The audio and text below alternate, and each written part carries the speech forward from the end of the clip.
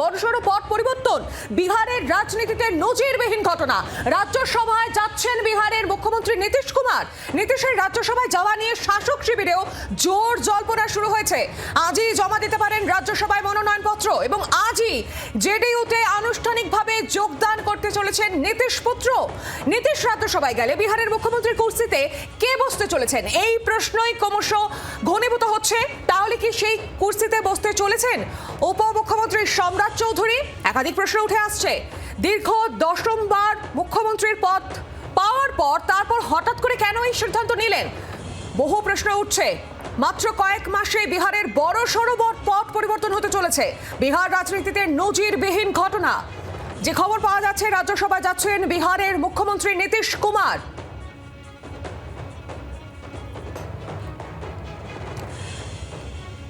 নীতিশের রাজ্যসভা যাওয়া নিয়ে শাসক শিবিরে যেমন জোর জল্পনা, সেরকমই বিহারের রাজনীতিতে অলিতে গলিতে একাধিক জল্পনা তৈরি হচ্ছে, একাধিক কানাঘুষো শোনা যাচ্ছে। আরো বিস্তারিতভাবে জানাবেন, সঙ্গে রয়েছেন প্রতিনিধি রাজীব চক্রবর্তী। রাজীব, বহু প্রশ্ন উঠছে, বড়সড় পট পরিবর্তন হতে চলেছে। রাজ্যসভায় যাচ্ছেন বিহারের মুখ্যমন্ত্রী নীতিশ কুমার, তাহলে তিনি তার মুখ্যমন্ত্রীর পদ ছাড়তে চলেছেন। সেখানে কে উঠে আসছেন, তার কুর্সিতে কে বসতে চলেছেন? তাহলে কি সম্রাট চৌধুরী সেখানে বসবেন? কি আপডেট রয়েছে সব মিলিয়ে? দেখো, একেবারেই অনেকগুলি প্রশ্ন এই মুহূর্তে দানা বাঁধছে। নীতিশ কুমার তিনি 10 বারের মুখ্যমন্ত্রী বিহারের এবং প্রায় 2 দশক ধরে তিনি বিহারের মুখ্যমন্ত্রী পদ সামলেছেন।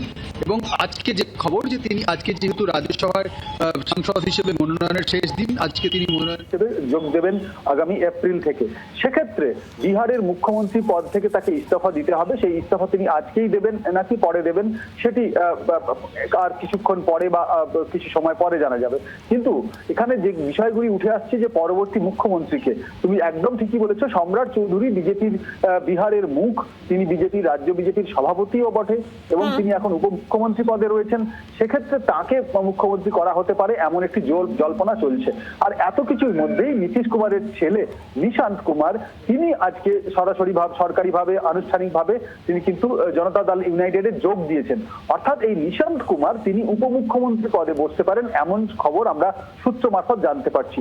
কিন্তু এখানে বেশ কিছু বিষয় উঠে আসছে, তা হলো যে জনতা দল ইউনাইটেডের মধ্যেই বিক্ষোভ দানা বেঁধেছে। তারা নীতিশ কুমারকেই মুখ্যমন্ত্রী দেখতে চান এবং নীতিশ কুমার, আমরা জানি যে এর আগে যখন আরজেডির সঙ্গে সরকার ছিল, কংগ্রেসের সঙ্গে সরকার ছিল, কখনোই তিনি মুখ্যমন্ত্রীর পদটি ছাড়েননি। এমন কি ঘটলো যেখানে তাকে মুখ্যমন্ত্রীর পদটি ছাড়তে হচ্ছে? এক্ষেত্রে মনে করা হচ্ছে তাকে বিজেপি বুঝিয়েছে এবং বোঝাতে সক্ষম হয়েছে বিজেপি যে তার পক্ষে তার দুটি পদ তার থাকবে। একদিকে যেমন তিনি কেন্দ্রীয় মন্ত্রী হতে পারেন রাজ্যসভার সাংসদ হলে, অর্থাৎ রাজ্যসভার সাংসদ একটি সম্মানজনক পদ, সেটি থাকলো। উল্টো দিকে তার ছেলেকে উপমুখ্যমন্ত্রী করা হতে পারে।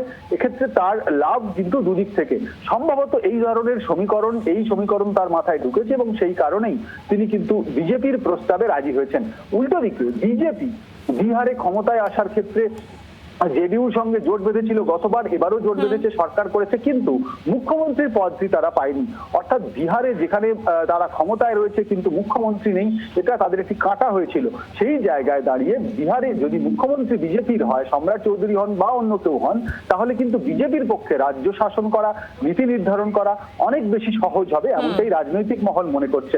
এই সমীকরণগুলিকে কাজে লাগিয়েই নীতিশ কুমারকে কিন্তু তাকে রাজি করানো গিয়েছে রাজ্যসভার আসার জন্য, দিল্লিতে যাওয়ার জন্য। আর তার মুখ্যমন্ত্রী পদের জায়গায় সম্রাট চৌধুরী বসবেন। উপমুখ্যমন্ত্রী যেটি সম্রাট চৌধুরী রয়েছে সেখানে নিশান্ত কুমার অর্থাৎ নীতিশ কুমারের ছেলেকে সেই আসনটি দেওয়া হতে পারে। এখনো পর্যন্ত সূত্র মারফত এই সমীকরণ আমরা জানতে পারছি। একেবারেই রাজীব, তুমি সঙ্গে থাকো। একাধিক প্রশ্ন উঠে আসছে মাত্র কয়েক মাসের ব্যবধানে। এমন কি হলো, একাধিক প্রশ্ন যে উঠে আসছে যে নীতিশকেই পদ পরিবর্তন করতে হলো, মুখ্যমন্ত্রীর পদ ছাড়তে হলো। আরো একবার চলে যাবো রাজীবের কাছে। রাজীব, একাধিক প্রশ্ন উঠছে, আমরা রাজীবের কাছে যাব। আর এই মুহূর্তে আমার সঙ্গে রয়েছেন রাজনৈতিক বিশ্লেষক সুমন ভট্টাচার্য। সুমন বাবু, আমরা দেখলাম যে মুখ্যমন্ত্রী পদে রয়েছেন নীতিশ কুমার, মাত্র কয়েক মাস। কি এমন হলো যে মুখ্যমন্ত্রীর পদ ছেড়ে রাজ্যসভায় যেতে হচ্ছে তাকে? বিজেপির চাপের কাছে কি নীতি স্বীকার করতে হলো অবশেষে? তাহলে আপনি দেখবেন যে মহারাষ্ট্র হোক কিংবা বিহার, শেষ পর্যন্ত বিজেপি রশি অন্য কারো হাতে দেয়নি। একনাথ শিন্ডে অনেক আশা করে শিবসেনা থেকে দল ভেঙে এসে নিজের দল গঠন করে বিজেপির সঙ্গে হাত মিলিয়েছিলেন, কিন্তু নির্বাচনের পরে একনাথ শিন্ডে সেই যে উপমুখ্যমন্ত্রী হয়ে তলিয়ে গেছেন তাকে আর খুঁজে পাওয়া যায় না। অজিত পাওয়ার তো বিমান দুর্ঘটনায় মারাই গেলেন। রশি সম্পূর্ণভাবেই মহারাষ্ট্রের রশি সম্পূর্ণভাবেই দেবেন্দ্র ফডনবিসের হাতে। বিহারেও সম্ভবত রশিটা বিজেপি নিজের হাতেই রাখতে চায়। এবার এর পিছনে বিজেপির একটা রাজনৈতিক যুক্তি অবশ্যই আছে। আমাদের মনে রাখতে হবে যে নির্বাচনের আগে থেকে এবং নির্বাচনের পরেও নীতিশ বিভিন্ন অসংলগ্ন কথাবার্তা বলেছেন, মঞ্চে থেকে এমন অনেক কাজ করেছেন যাতে মনে হয়েছে যে মুখ্যমন্ত্রী হিসেবে তিনি আর ভারসাম্য বজায় রাখতে পারছেন না। আমি আপনাকে একটা ঘটনার কথা মনে করিয়ে দিই, যেখানে তিনি একজন মুসলিম মহিলার হিজাব খুলে দিয়েছিলেন, জানিয়ে দেশ জুড়ে বিতর্ক হয়েছিল। ফলে নীতিশকে আর কতদিন বিহারের মতো গুরুত্বপূর্ণ রাজ্যের মুখ্যমন্ত্রী পদে রাখা যায় সেটা বোধহয় বিজেপি ভাবছিল। দ্বিতীয়ত, পাটনায় যদি একজন বিজেপির মুখ্যমন্ত্রী বসে তাহলে পশ্চিমবঙ্গের মতো গুরুত্বপূর্ণ নির্বাচনের আগে পাটনা বা বিহারকে নিজের মতো করে ব্যবহার করতে বিজেপির সুবিধে হবে। বোধহয় এটাও একটা বিজেপি হাইকমান্ডের কাছে গুরুত্বপূর্ণ বিষয় হয়েছে। কিন্তু বিহারে যদি এই পট পরিবর্তন হয় তাহলে যেটা ইম্পর্টেন্ট হবে যে বিজেপি কয়েকটা অস্ত্র হারাবে। একটা হচ্ছে পরিবারতন্ত্র, কারণ সেক্ষেত্রে নীতিশের পুত্র নিশান্ত চলে আসছেন আবার শিরোনামে, এবং বিহারে যাকে বিজেপি মুখ্যমন্ত্রী করতে চলেছে বলে সকলে মনে করছেন সেই সম্রাট চৌধুরী, তিনিও কিন্তু পরিবারতন্ত্র। তার বাবা শকুনি চৌধুরী বিহারের বিখ্যাত নেতা ছিলেন। অর্থাৎ আমরা পরিবারতন্ত্রের বাইরে সাধারণ কর্মীদের তুলে আনি, এই কথাটাও কিন্তু বিজেপির ভোতা হয়ে যাবে যদি সম্রাট চৌধুরী মুখ্যমন্ত্রী এবং Nishant Chowdhury deputy chief minister হন। একেবারে সুমনবাবু, এখান থেকে আরো একটি প্রশ্ন উঠে আসছে যে এটা কি মহারাষ্ট্রের সেই শিন্ডে মডেলের পুনরাবৃত্তি বিহারে ঘটতে চলেছে? আমি আপনাকে বললাম না যে বিজেপির সঙ্গে যারা ঘর করেছে, সেটা একনাথ শিন্ডে হোক, নীতিশ কুমার হোক, যারা ঘর করেছে তাদের প্রত্যেকের এইটা হচ্ছে উপলব্ধি যে শেষ পর্যন্ত মানে ক্ষমতার হ্রাস বা মানে পুরো বিষয়টা বিজেপি অন্য কারো হাতে ছাড়ে না। বিজেপি অপেক্ষায় থাকে কিভাবে তাকে দুর্বল করা যায় এবং কিভাবে পুরো রাজ্যপাট নিজের হাতে নিয়ে নেওয়া যায়। এইটা যতক্ষণ না যারা বিজেপির, দেখুন এই কথাটাই উদ্ধব ঠাকরে বারবার বলতেন। এবার নীতিশ দিল্লিতে চলে যাওয়ার পর কি বলবেন আমরা জানি না, কিন্তু হয়তো তেজস্বী যাদবের জন্য বা পশ্চিমবঙ্গে মমতা বন্দ্যোপাধ্যায়ের জন্য বলাটা সহজ হয়ে যাবে যে দেখো বিজেপির সঙ্গে গেলে কি হয়, যে তুমি একটা মানে দুর্ধর্ষ ম্যান্ডেট নিয়ে, দেখুন নীতিশ যে ম্যান্ডেট নিয়ে এসেছিলেন সেই ম্যান্ডেট তো খুব কম লোক বিহারে নিয়ে আসে। সেরকম একটা দুর্ধর্ষ জয় পাওয়ার পরও নীতিশ ক্ষমতায় কমাস থাকতে পারলেন, 6 মাসও ক্ষমতায় টিকতে পারলেন না।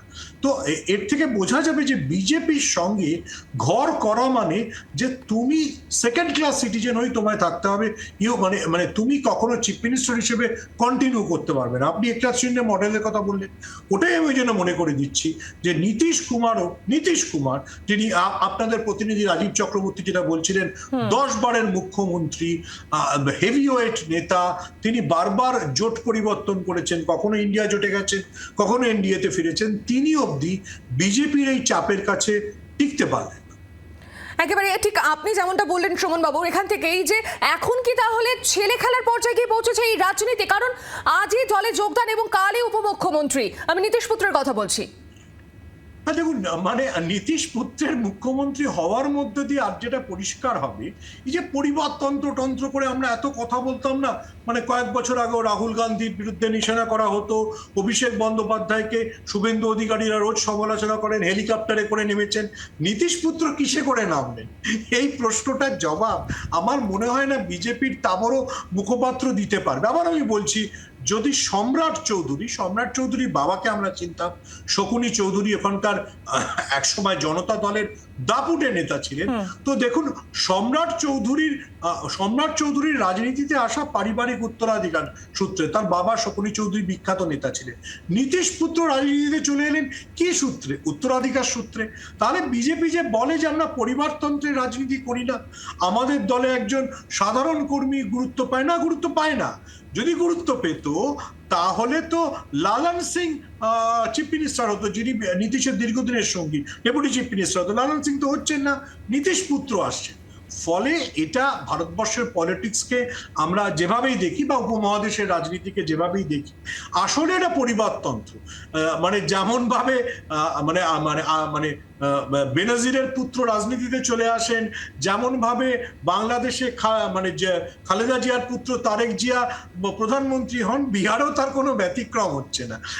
নিশান্তের রাজনৈতিক প্রজ্ঞা বিষয়ে আমার ধারণা আপনাদের একটা প্রশান্ত কিশোরের দীর্ঘ ইন্টারভিউ নেওয়া উচিত। প্রশান্ত কিশোর কি বলবেন? বেচারি জনসুরাজ পার্টি করে বিহারে অনেক লড়েছিলেন, বলেছিলেন পরিবারতন্ত্রকে বদলে দেবেন, কিন্তু নিজে তো ডুবলেনই।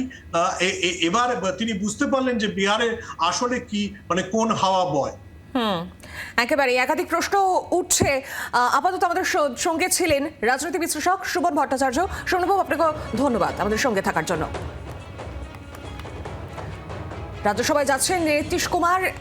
এই মুহূর্তে যে খবরের দিকে আমাদের নজর রয়েছে, বিহারের রাজনীতিতে বড় সড় রদবদল ঘটতে চলেছে মাত্র কয়েক মাসের ব্যবধানে। কি এমন হলো যে তাকে পদ ছাড়তে হচ্ছে, কুর্সি ছাড়তে হচ্ছে, এবং কে বসতে চলেছেন এই কুর্সিতে? একাধিক প্রশ্ন উঠছে।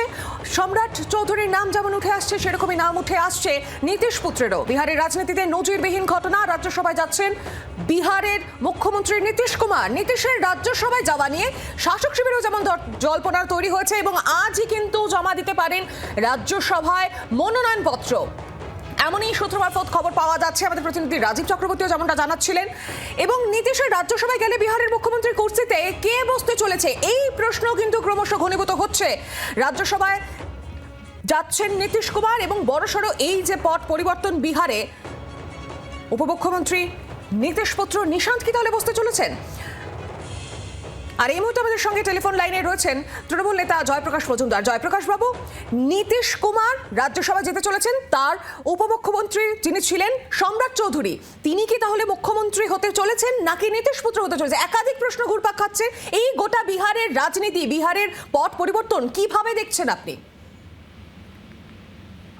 আমার নিজের ধারণা, বিজেপি একটা বড় তিমি মাছের মতন সমস্ত অন্য অন্য মাছকে খেয়ে নেওয়ার উপক্রম যে করে বিজেপি, সেটাই করছে। অর্থবল আছে, কেন্দ্রীয় সরকার চালাচ্ছে, নানা রকম কূটনৈতিক ষড়যন্ত্র আছে, ইডি সিবিআই আছে সঙ্গে।